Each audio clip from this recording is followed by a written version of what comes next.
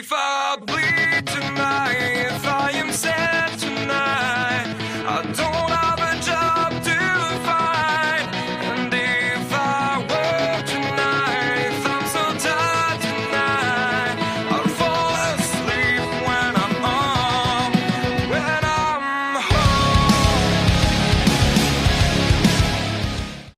Hey, good afternoon, everybody. Sally and Andrew Ensel-Smith. We're coming to you from Durban, South Africa, and we are super excited this afternoon. And I'm just going to share my little story with you because we were actually traveling overseas. We were in Singapore probably about 2 years ago, Andrew and myself, and I got a messenger message on Facebook. And, this guy reached out to me and he said to me, hey, Sally, if you're traveling in Singapore, let's see if we can connect. And we were only in transit. And then, over the last 2 years, we've actually been like chatting over Facebook Messenger. And we were in Hong Kong, Bangkok, and Cambodia now over December.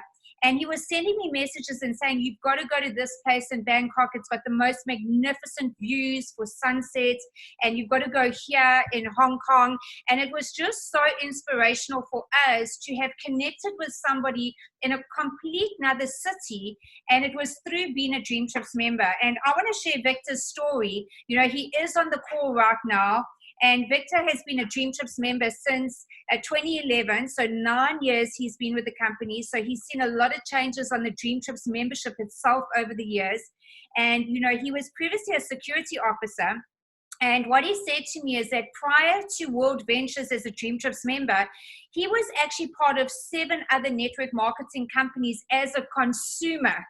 Now, a lot of you on this call might also be a business representative, but Victor is literally somebody who got involved with network marketing as the customer, not as the business representative. So it was very interesting for me to hear that from him. And he got involved with Dream Trips because he wanted to travel. He literally only got involved in the business very, very recently, and he plugged into the ecosystem, the training events and the traveling side of it. So, over the last 9 years, he's traveled extensively on his Facebook and social media. He calls himself an avid traveler and explorer. He's also a photographer and a videographer and, capturing his life experiences as a Dream Trips member. And he's recently just issued a book. He's co-authored a book with a couple of people, which we're going to share with you later. And this book is called Persist Until You Succeed, or Persist Until Success Happens. And I just want to make sure that we've got Victor here because we've got a couple of people on the call. Victor, can you hear me? Hi, Sally. Can you guys see me loud and clear? Hold on one second. Hey, yes, Victor, welcome. Thank you for joining us. Good to see you. Good. So I know that it's 10 p.m. in Singapore. It's only 4 p.m. here in South Africa. And, Victor, I'm excited that we're going to meet you finally next week in Cape Town, at our training event, Momentum. But, from a Dream Trips member, first of all, tell us, why do you love travel so much? And what captured you as a consumer when you saw Dream Trips? Well, great question. First of all, big thank you to Sally and Andrew for putting up this interview. I mean, truly honored to be on this call itself. So for myself, actually, I'll just share a little secret with you guys, is that before I saw Dream Trips, I actually never traveled out of my country at all. Never. I have never traveled out of Singapore for the first 25 years of my life.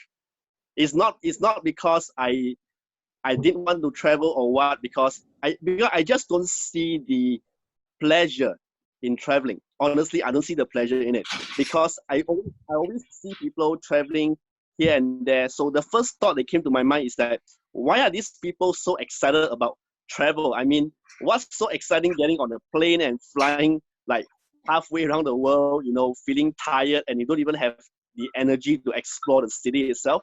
But once I came across Dream Trip back in 2011 November, it totally changed my whole paradigm shift, I would say. Because first of all, I got introduced to something that was truly unique and different. Okay, just now you mentioned earlier that, I've been part of several other companies dealing with mostly as consumer itself. So for me, back in Singapore, I would just use my parents for example. My parents used to go on package tours.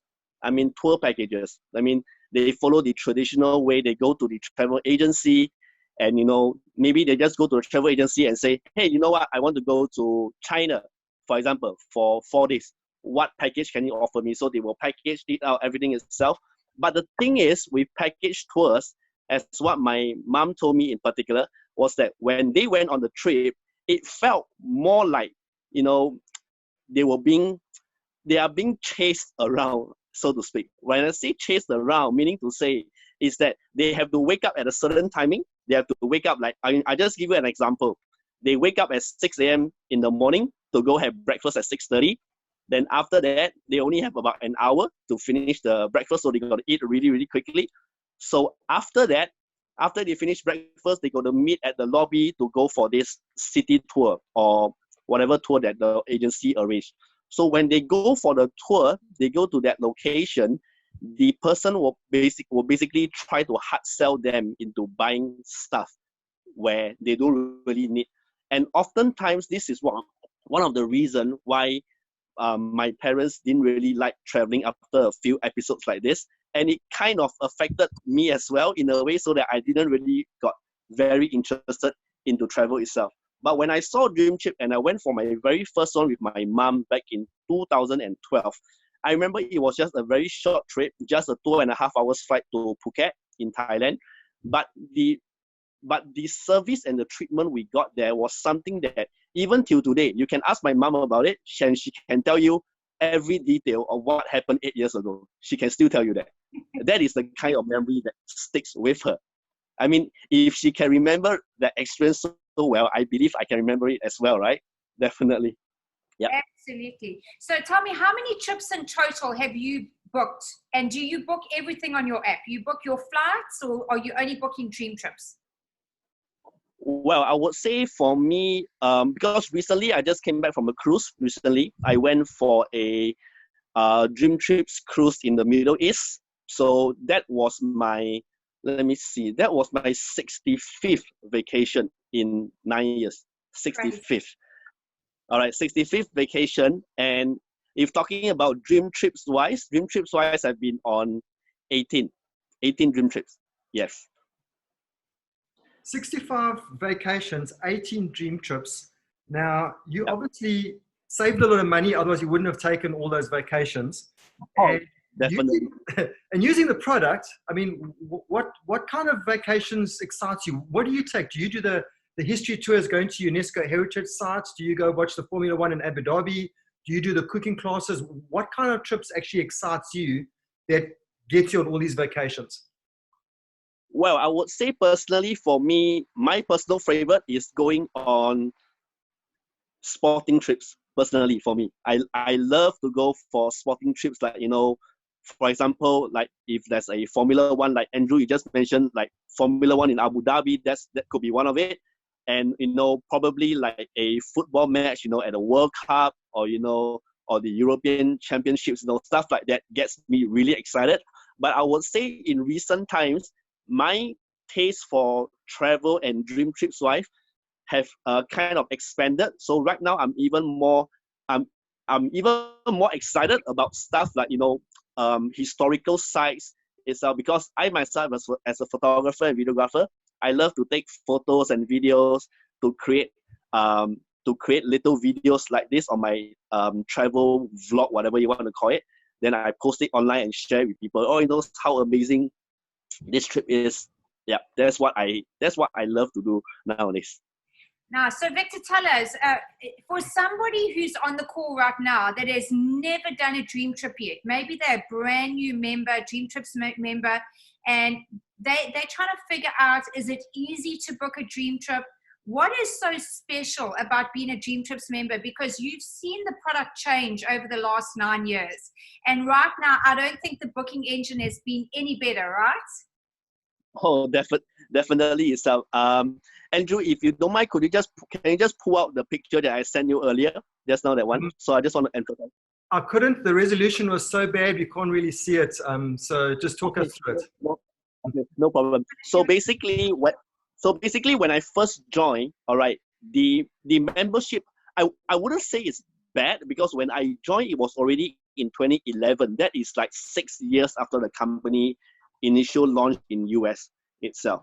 However, when we first saw it, to me, it's like, I wouldn't say it's bad, but it's not something visually appealing to me at that point of time itself. And I can say that, what is the one thing that makes Dream Trip so special? Definitely is the community of people that you meet itself. And I always tell people is that don't go around telling people that Dream Trips is a cheap club. Don't ever say that, all right? Because we are not about cheap prices. What Dream Trips is all about is basically the experiences that we are actually curating out for our members around the world itself. I mean, because for me, when I go for my travel all these years, I get to see, different experiences and different, cultures, and the community of people that I meet, even until today, some of the Dream Trippers that I met, yeah, I mean, you can see. So that is the very first booking engine that I used back in 2011. That was the very first booking engine that I used. So if you guys right now have just joined recently, like maybe 2 years, 1 year, or even 1 month before, you guys can consider yourself so blessed, because look at the booking engine you're having right now compared to this. I mean, just take a look at it for a moment. just block everything out and just look at this. I could only Just look at this. Seriously. I know, right? I mean, so it was something really interesting for me, when I still can recall when I was sharing with my friends about Dream Trips back in the early days itself. So back in the early days, we didn't have, a lot of trips in Asia. To be honest, we didn't have a lot of trips in Asia. In fact, the first ever Dream Trip was only in 2012. The official Dream Trip, that was the one that I went to Phuket itself. So from there itself, when I try to share with people, I mean, this is what my mentor used to share with me, his story, is that when he shared to people, people often ask him and challenge him, saying that, oh, you said that all your trips are so good, but they are all in Europe, they are all in US itself. So you guys don't have trips in Asia. So what my mentor used to do, he will take out a piece of paper, he will pass it to that gentleman and tell that person, okay, write down 3 destinations that you would love to travel in your lifetime.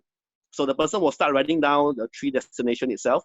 So once that person finished writing, he will turn that piece of paper, he will show that guy and let the person see, okay, these 3 destinations that you just written down, is any of this location in Asia?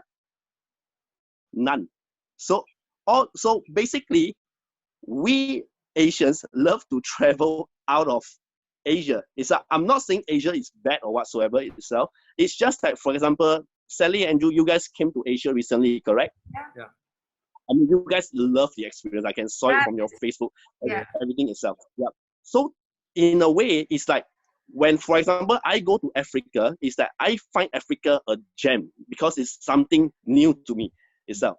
But probably for South Africans who have been living there their whole entire life, they don't get so excited as what I am. You get what I mean? Absolutely. Because they have been living there the whole life itself.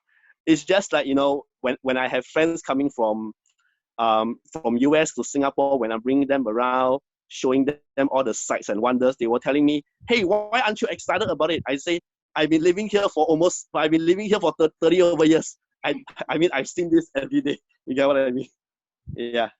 So I would say, Dream Trip, the one unique thing definitely is the community and the people itself, because we basically provide experiences that not many other companies out there can provide for our members itself. Yeah. I want to switch gears a little bit. I was actually stumbling across Instagram when you and I were chatting this morning, and I saw that yesterday you posted something on Instagram with regards to doing your vision board. And funny enough, the layout of yours looked very similar to mine. square blocks all in precision. So you're obviously an analytical green, just like me. But not only that is, I also saw, if my memory serves me right, your back wall also had massive goals attached to that as well. So my question to you is, I see that you're also doing a vision board. We've done exactly the same thing with our team. I know it's big with a lot of leaders within World Ventures itself. And you've just done it, funny enough. So I wanted to ask you a quick question, based on your goal setting as well. Can you talk us through the importance of why you actually do the vision board? Well, I would say, that's a fantastic question, first of all, because for me personally, I never really used to believe in goal setting. I know it's quite hard to believe, but, I never really believe in goal setting, vision boarding, whatever you call, because I used to believe that, all this is basically brainwashing in a way. That's what I used to thought itself. But then after, being exposed to the company's culture, the training, and the people that I met, then I start to realize one thing itself is that why goal setting for me is so important on a personal basis is that it keeps me aligned to what I need to be doing, at least for that whole year itself. Because most of us, we already have like a big picture of where we want to go. You can say we have the vision, so to speak. However, many of us lack the exact blueprint to actually, go in the correct direction that we need to go itself. And for me, I've been doing vision boards for the past, I would say 2 to 3 years now, I would say. And the first few times when I did it, basically what I did was I just cut and paste any picture and I will just paste it on my board, all over the board. It's not as neat as what you saw yesterday. It's not as neat, nowhere close to that. So it's like all over the place itself. Then I was actually reading an online article by this gentleman called Jack Canfield. I'm sure you guys know who he is. So he actually spoke about vision boarding itself. And he said that, if you actually make your vision board all over the place, you just paste it every single, without any purpose at all, it just means that it's very messy, first of all, and it's very chaotic. And because we are talking about law of attraction here, and you don't want to attract chaos and messiness into your life for that year itself. Because the moment you do that, all these things is going to come. As the saying goes, be careful what you wish for. Correct? It's quite bizarre that you say that, because Sally and I are talking about exactly the same thing driving the vehicle today, talking about, a mess of vision board is exactly what you attract in your life. So it's quite canny that you verbalize exactly the same thing. Yeah. So Victor, I'm going to switch gears quickly. You and I were chatting on WhatsApp yesterday, and prior to this, we've only ever spoken travel, and I'm excited that you're coming to Cape Town next weekend. We're going to talk about the trainings that the company's given you just now. But, you mentioned to me yesterday that you battled with depression. And, when you look at somebody's social media and they're traveling all the time, it's the last thing that you would think is that person's, in a dark space. But we've realized that meeting a lot of people around the world, that people try and hide it and they think that they shouldn't talk about it. But you've been very vocal about your battle with depression, and you've recently got a handle on it. So I want to take you back to when you first realized that you had depression, and talk us through it, the emotions and what put you into that space, and how did you overcome it? Well, I would say, first of all, many people have this, I would say many people are actually living in depression. I would say, honestly, not just in Singapore where I'm from, but basically around the world. It's just that whether do they acknowledge it, number one, and number two, are they aware of it in the first place? Because, like what you mentioned earlier, you see someone traveling around the world itself, being happy, being carefree. The last thing you would have associated that guy with is with depression, definitely. Because I went into depression was in 2016. 2016, I'll just give you a run through of what happened. It's a quick one. So in 2016 January, I was kind of like, I wouldn't say living my dream life, but I went for my dream ultimate vacation. I was actually at United 2016, the 10-year anniversary. I'm not sure if you guys were there. Yes, I was. You guys were there. So I went there, and because the dates was so close to my birthday, so I actually did like a birthday trip, itself. So I had people coming to celebrating with me. It was a blast. It was a real blast itself. So after I came back, that was about in end of January. So I mean, after having a great start to the year, you would think that I will kind of ride on it and keep on going forward. Yes. Absolutely. However, I mean, God always has a funny way of doing things itself. I mean, I can't really explain it. So what happened was that I would say in early April, I was actually encouraged by a friend of mine to take a solo trip, because I'm sure people on the call, you will have heard of this term called me time or me trip itself. So it's like going on like a trip just for yourself, just to relax, cut away from the world itself, just to rest and recover in a way. So I took the advice of her. I went for that trip. So I didn't went far. I just went to a nearby neighboring island in Malaysia, called Langkawi. So I went there for about 3 days, 2 nights, I remember. So what happened on the second night, the last night before I went back, I was actually walking back to my resort. Basically, the resort is kind of like, like like if you've been to the Maldives, they have those water villas. Yeah. It's kind of like those kind of setup. So I was walking back to my villa where I felt something hit me in the neck real hard. Real hard. It was like a very strong impact. But it wasn't something that hit and knocked me out. No. It was just like it hit, and I just suddenly I was just like what's going on? Something like this. And it was brightly lit at the moment. It was brightly lit. All right. Then I couldn't have an explanation for it. So when I went back to Singapore, I started to feel very lethargic. I started to feel very like I just didn't feel like I wanted to connect with anyone or doing anything itself. Back then, I was very active on social media, and I actually disappeared on social media for about a month itself. I mean, as in really disappeared. But not that I deleted my account. My account is still there, just that there's no activity. No posting, no commenting, no likes, no follow, nothing. Basically, it's zero itself. So my friends, those who were very close with me, they texted me, asking me, hey, is everything all right? So I didn't reply them. I didn't reply anything. So basically what happened was the second week of April all the way to the third week. That means it was about 10 days, I would say, about 10 days. So I was basically just at home. My routine at home basically was just to sleep, wake up, eat my lunch, sleep again. That's all I did. That's all I did. I did nothing. Basically, I did not leave my home for nearly a month. I did not leave my home. I was just at home, basically. Sleeping, waking up, that's it. That's basically what I was doing the whole 1 month itself. Then my parents, I mean, whom my mom is more closer with me, definitely, she could sense something was wrong, but she didn't dare to ask me about it. She didn't dare to ask me about it. Then what happened was that one of the days, I got a text from my friend. He was asking me about some things relating to photography itself. So I don't know for what reason, of all the people that texted me, he is the only one that I actually replied to. He's the only one that I actually replied to. I can't even explain why itself. So I just told him, like, I was kind of angry. I say, bro, you know what? Stop disturbing me. I have depression. I text him back.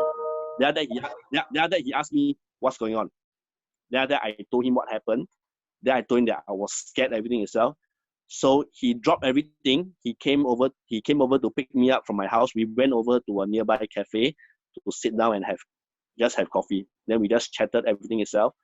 Then after that, he sent me back home. I went back home, sleep. Went back home to sleep itself. Then he just told me that anything goes wrong or anything you need me, just call me. I'll be there. Then I was like, okay, fine. The next day, because I'm staying at a high-rise apartment, because we have a lot of this in Singapore itself. So I'm staying on the 28th floor. 28th floor. So basically, the next day when I woke up, I had this very sudden, strong urge to harm someone, to harm a member of my family who was at home at that point itself. It was to the extent that I wanted to push that family member off the window. Okay. push them off the window and down. One-way ticket, not a return flight. Like what I always joke with people. So, yeah. So after I had that thought, I was freaked out. Honestly, I was freaked out. So I called my friend. I said that, hey bro, you know what? I just had this thought. Can you come over and pick me? So he came over. He picked me. He sent me to this institute in Singapore called the Institute of Mental Health, or IMH in short. So it's a place where, it's for people with mental disorder or mental illnesses to rest and recuperate itself. So I went there, spoke to the doctor. Then within 1 hour of speaking to the doctor, I was admitted in on the day itself. I was admitted in on the day itself. So when I went in there, cut a long story short, when I was there for 8 days, I've seen a lot of things. I seen really a lot of things itself. First of all, staying in a mental institute, is not as scary as what other people think it is. Of course, I'm not encouraging people to go in and stay there, of course. It's just that people have this mental mind. They think that people who have any mental illnesses is equivalent to madness. Yeah. They think that people with mental illness equivalent to madness. I'm sorry, but I'm here to tell you guys is that if you have friends who are going through something like what I went through, it's not. Mental illness or depression can happen to anyone at any point of time. And the scary thing is there is no immediate symptoms. There isn't. It can just happen like this anytime. Yeah, Yeah. It's quite like, scary. I think people are scared to reach out for help, Victor. So the fact that you reached out for help, it wasn't saying I can't deal with it myself. You just knew that it was too big for you to deal with on your own. Yep, correct. Because the thing is, one thing I knew is that going back to just now, the thought that I had of harming my family member, if I did not call my friend and ask him to come and pick me itself, yes, maybe that thought might go away for that day, but chances of it coming back later or tomorrow is still there, correct? Okay. So to me, I felt that I needed to do something about it. I thank God that for my case was that I had the awareness.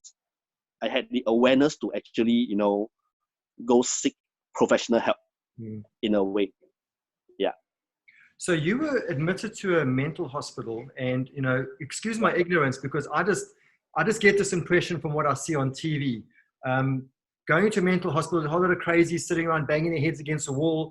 They give you a little cup full of pills, swallow the pills, and that's what you're supposed to do. And then you go into electric therapy. So talk us through your experience, because I'm ignorant, because that's what I'm exposed to on TV, unfortunately. But you've been in there, you've seen a totally different viewpoint, and you've come out of that. I don't know how long you were in there for, but you've come out a better person with more mental clarity. So talk us through that process, Victor, because we don't understand it. We haven't been there. And, there might be people on this call, which, maybe they don't realize, but, everyday life is stressful and people keep building it up. And then one day they wake up and they're crying, or they, like you say, you just want to sleep, and they don't really realize that they could prevent themselves from being pushed into that mental depression. Yep.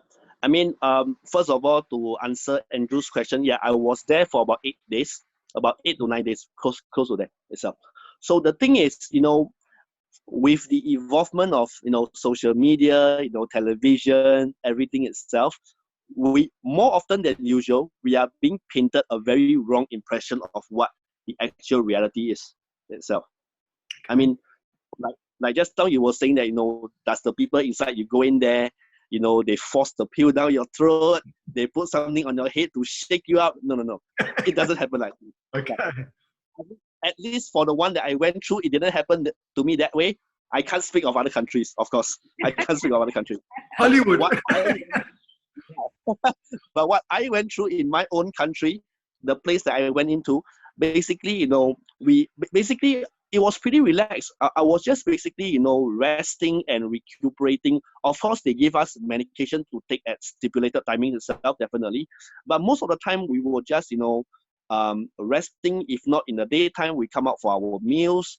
Then after the meal, we will just sit down at the sofa and, you know, just sometimes we talk to each other. Sometimes we will just watch TV, or there are books for us to read at the side.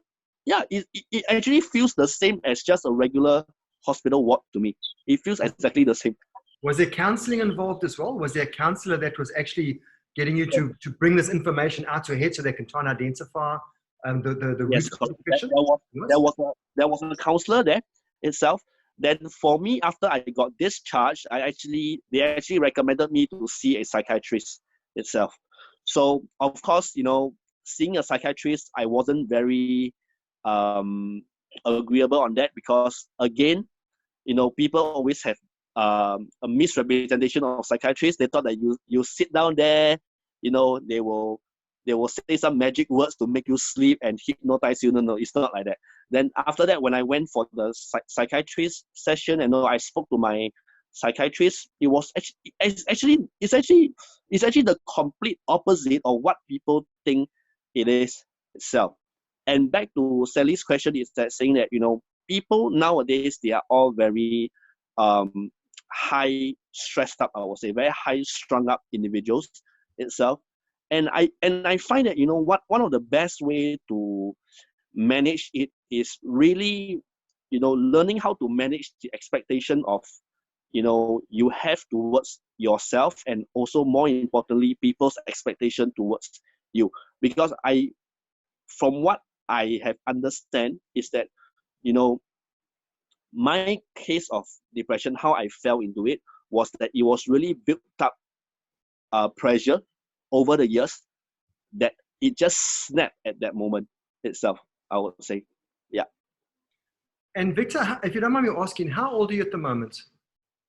34. 34. So, you know, it seems like the depression doesn't discriminate. It doesn't matter what age you are. It can get anybody if their mind is... Definitely. I still can recall when I was in the mental hospital, there was a guy who was actually admitted in. You know, he was, I think, if I'm not wrong, he was only 21 years old. Okay. Cheapest. He was only 21 years old when he got admitted in. 21. So Victor, obviously I'm glad that you're feeling so much better. I know that it took you about 4 years. Literally, you said to me it was a process, you know, and what I love about you saying that it's a process is everything in life is a process. You know, people always think that a magic pill is going to fix you, or, you know, you're going to meet the love of your life, or in business, it's just going to work overnight immediately. So I want to go to the trainings. You know, we've just come out of Momentum overseas, and we've got Momentum happening in Cape Town, South Africa next week. And I know for Andrew and I that when we initially joined as a platinum member in November 2015, we weren't even considering the business, actually. We saw it as a way to get out of the rat race, because we weren't having fun and we wanted some more fun. And I was at that January 2016 10-year convention, and the reason why I flew there was because I wanted to see the entire ecosystem. And I phoned Andrew and I said to him, this company is massive. It's not just about the travel. It's not just about the business, but there's a whole training system that we can plug into. So I know you've plugged into the training and you're flying out to spend Momentum with us. For people on the call which maybe have or have not been to a training event, what have you got from the training system that we've got in World Ventures? Well, I would say, you know, first of all, if it's not because of the training system, the culture, the lessons that I learned behind it, I wouldn't even be on this call right now. Meaning to say is that people who have known me long enough is that, I mean, I would say the person that knows you best is definitely your parents, correct? Your parents will know you best because they are the one that gave birth to you itself. My mom always tell me this. She say that, you know, I am so much more well spoken, and I dare to communicate openly better compared to last time, because I was a dead introvert last time, really introvert, as in it was, and I was an introvert. I was a stutterer. My stuttering was so bad that sometimes I couldn't even start a sentence. It was so bad. Yeah, it was so very bad. Yeah. So I would say, for people on this call right now who haven't been to our training events itself, or even people who have been to the training events multiple times. I mean, like for some of us, we have been to events year after year after year after year itself. All right. First of all, I will just say for people who haven't been to the event yet, I will just say that if you don't go for the training event, I mean, basically, number one, you are depriving yourself a chance to learn from people who have walked the path that you are about to walk itself. Number one. Number two, I think most importantly, right, is that you are not close to the campfire itself. Because the moment you pull away from the campfire, and in which this will translate to the second group of people who have been in the company long enough, is that I always tell them this, is that you may think that oh, last year I went for momentum. Last year. This year momentum I can skip. Some people may have that mentality. I used to have that myself. So what I've learned is that the longer you keep yourself away from the event, the faster you're on your way out of this company. I'm going to say that again. The longer you keep yourself away from the events or the campfire, the faster you're on your way out of the company. Because once you are actually disconnected from this community, basically, you wouldn't even know what's going on itself. And when you don't know what's going on, you lose that shield. That, if people, because once you go out to the real world and start sharing our company, our product with people, right, basically, there are going to be arrows all over the way itself. So when you go for a training event, I see it as, we are going for vaccination. To me, I see that you're going for vaccination itself. Because vaccination can last you for, I don't know, certain vaccination can last you for a year, 2 year, lifetime. I don't know. It depends. So the more you vaccine yourself against all these people all the naysayers, the more you know how to defend yourself against it itself. That's the way how I see trainings. Yeah. And that's exactly what I say to Sally, when we go to our training events, it's like going and getting your armor put on, because we go out to battle every day, sharing the business. Yeah. So, of course. So Victor, I know Andrew's super excited to get to the one question that he's got for you. But, for me, what I absolutely love, and we hear this all the time, we always tell people, stay in your lane and run your own race. You'll see people come in on the business side and they go really, really fast, but we can see them go out just as fast as they came in. And, I think sometimes, especially a brand new representative often sees these people winning very quickly, and they're saying, like, what's wrong with me? Why aren't I getting the same success? Now, what I love about your story is that you've been a Dream Trips member for 9 years, and you've only recently started doing the business. And for those of you on this call, Victor right now is a 2-star rep. And most people would say, well, how come he's not an IMD already? But it was because he chose to run his own race. And Victor, I want you to talk about that, because I want people to understand that when their timing is right, they're going to rise up in the business. So talk to us about that. Well, that's a really, really good question, because I get that almost every day, I would say. Almost every day. All right. So first of all, you see, you are right, definitely, to say that, we are running our own race in our own lane itself. So I always tell people this: when you join World Ventures itself, whatever your goal is, eventually the company, whether it's to become an RMD, NMD, IMD, or even a director. Some people just want to aim to be a director. That's fine. That's totally okay itself. But the thing is, what I care about the most is the mindset behind it. This is what I care about the most itself. Okay, with all due respect to people who have hit ranks very fast, I respect that because it creates, urgency, and it gives a new success story to people that people will be excited about. All right. I mean, over the years, I've seen, not just in my own country, but everywhere around the world itself. I can name so many individuals if I want to, that they have, achieved success really quickly, really fast, like, straight out of the gates, like, within a month, director, or within 2 months, marketing director. Great, awesome. But my question is, where are they now? That's my question to you. Where are they now? I mean, yes, you have to understand one thing is that when you're running this business, it's not a race. It's more like a marathon itself. It's the long-term thinking that separates you from everyone itself. And to me, is that I always, but when people look at me, they say, you're only a 2-star rep, you sure? I say, yeah, you want to see my back office? I can show you if you want. I can show it to them. But to me, I feel is that if they tell me that, oh, you are a 2-star rep in the company, so why aren't you at that level that you said you were? I say, I am already there, believe it or not. I am already there. It's just a matter of time. And I know one thing for sure is that when I get there, it will be a lasting success. I don't want to build success that is just like this.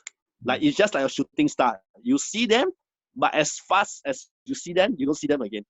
You get what I mean? Exactly. You don't really see them again. And I think at the end of the day, is that most, like I can relate to this, a question from one of my friend. This was just, I think, about 3-4 years ago. 3-4 years ago, I was about the company about 6-7 years. So we were just having coffee. He was just asking me casually a question. He was asking me, "Hey Victor, that deal you are doing, are you still doing it?" "Yeah, I'm still doing it." "Oh, okay. So have you start earning residual yet?" "No, not yet."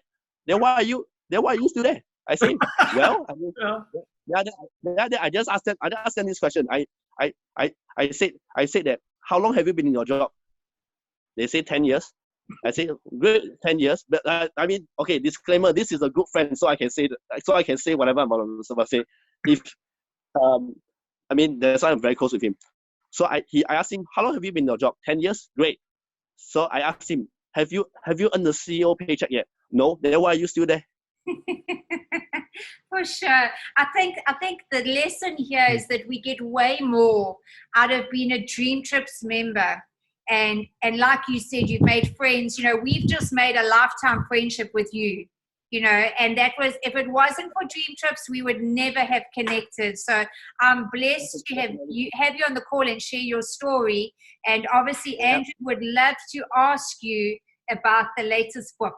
You might be a 2-star rep, but I don't say this often. You've got a mindset of an RMD. So, the fact that we've had you onto this call and you've been so blunt and real with us, we really appreciate that because, you've probably really hit a couple of home runs for a lot of people on this call right now. And we can't wait to watch your journey in World Ventures and see you ranking up and watch us celebrating you, as you emerge from traveler to entrepreneur in this business and earning the residuals. Yep. Matter of time. Absolutely. So now what I'm going to do is I'm just going to share my screen, Victor, very quickly.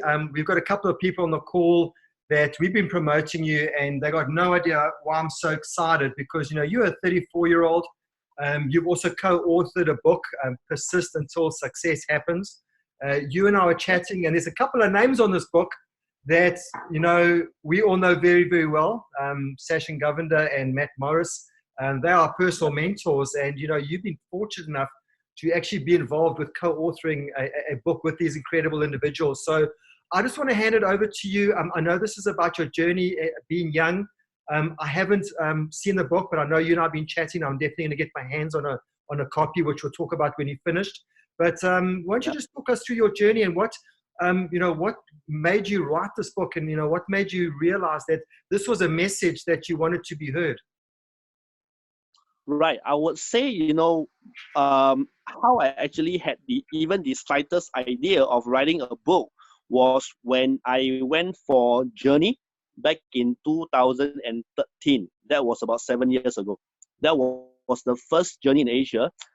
So, every time at Journey, at the end of the session, we are told to write our goal cards or affirmation cards itself.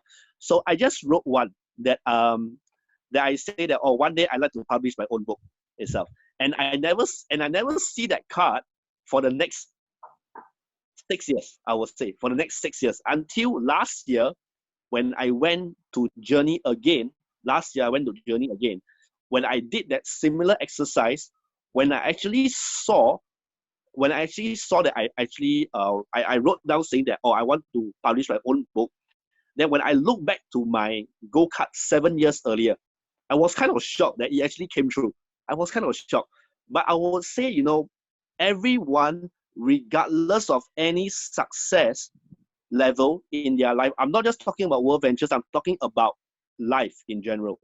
All right. Some people think that, you have to have great success. You need to have 5 Lamborghinis. You need to have 5 villas. You need to have 5 planes, 5 boats in order to write a book. No, you don't. Is that because the thing is, what I learned from one of my very good friends that I'm working very closely here in Singapore, he shared with me this. He said that if you actually look at all the books that are written in this world right now, especially the best-selling books, there is a commonality that is that all of the books is writing a lot on their failures, what they have gone through, and how they got out of it to become where they are today.